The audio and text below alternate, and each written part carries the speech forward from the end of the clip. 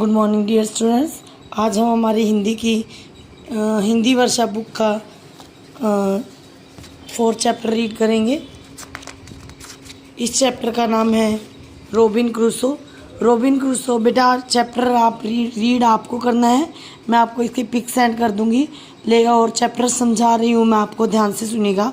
ये चैप्टर जो है वो इंग्लैंड के उत्तरी भाग में यॉर्क नाम का एक नगर है, उस नगर के एक बच्चे की कहानी है जो कि एक व्यापारी का पुत्र था। उस बच्चे का नाम था रॉबिन क्रूसो, जो बहुत ही बहादुर था। उसकी समुद्री यात्राएं करने का उसे शौक़ था, लेकिन उसके पिता उसे समुद्र यात्रा पर नहीं भेजना चाहते थे। एक बार वो अपने पिता के साथ उनके मित्र से मिलने गया। उनका मित्र एक समुद्री जहाज़ का कप्तान था। वो अपने पिता के मित्र के एक लड़के से मिला, एक लड़के से मिला जो उसकी ही उम्र का था। उसने उसे बताया कि समुद्री यात्रा जो है वो कितनी रोमांचक है। वो अपने पिता के साथ कई बार समुद्री यात्राएं कर चुका था। उसने उसे बताया कि समुद्री यात्रा के दौरान कितना आनंद आता है और नए नए देश और नई नई चीज़ें देखने को मिलती है। अब ये बात सुनकर क्रूसो का मन में समुद्र यात्रा की इच्छा जो है वो और भी तीव्र हो गई। उसने अपने पिता से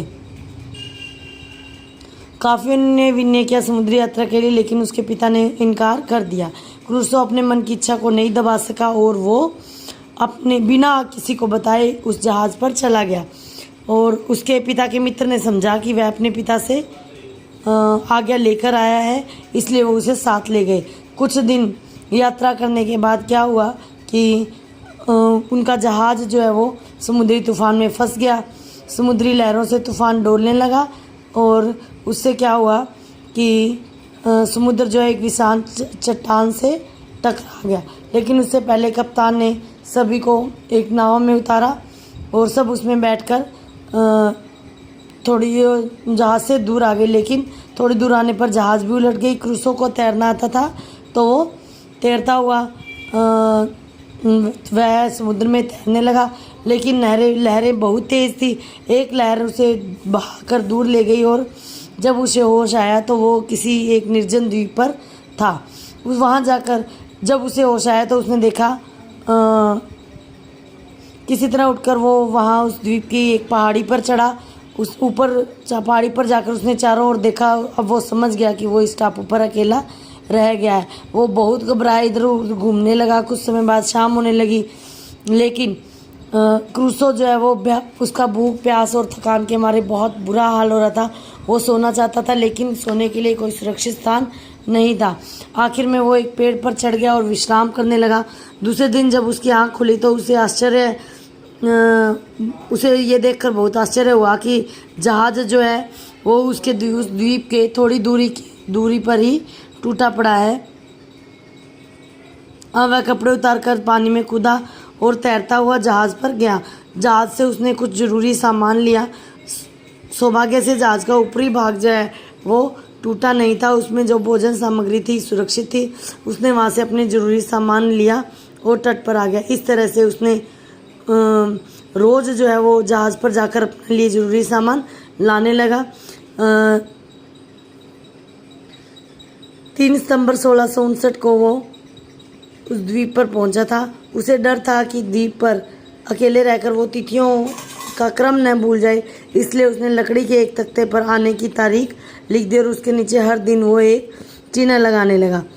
1 महीना बीतने के बाद वो एक रेखा खींच देता। इस तरह कुछ दिन बाद अनाज ख़त्म होने लगा तो उसने ज़मीन तैयार की और गेहूँ बो दिया। झरने से खेत तक खोदकर उसने पानी की नाली बना ली।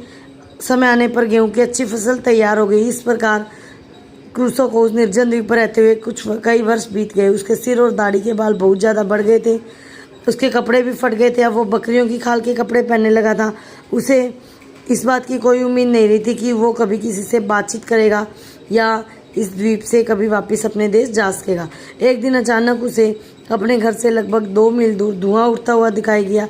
जब उसने वहाँ जाकर देखा तो कुछ जंगली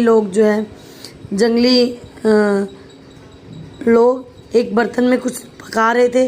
पास ही एक आदमी के हाथ पैर एक आदमी पड़ा था जिसके हाथ पैर बंधे पड़े थे।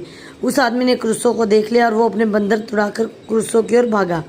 क्रूसो के पास जाकर वो उसके चरणों में गिर गया। उसका पीछा करने वाले लोग भी तब उसी वक्त वहाँ आ गए, लेकिन क्रूसो के पास बंदूक थी, इसलिए वो सब लोग डर कर उससे डरकर वहाँ से भाग गए। इस प्रकार क्रूसो ने वर्षों बाद एक आदमी को देखा। उस आदमी का नाम उसने फ्राइडे रखा, क्योंकि वो उसे फ्राइडे के दिन ही मिला था। क्रूसो ने फ्राइडे को अंग्रेजी बोलना भी सिखा दिया। एक दिन अचानक एक जहाज़ ने उस द्वीप के पास लंगर डाला। जहाज़ पर क्रूसो के देश का झंडा लहरा रहा था।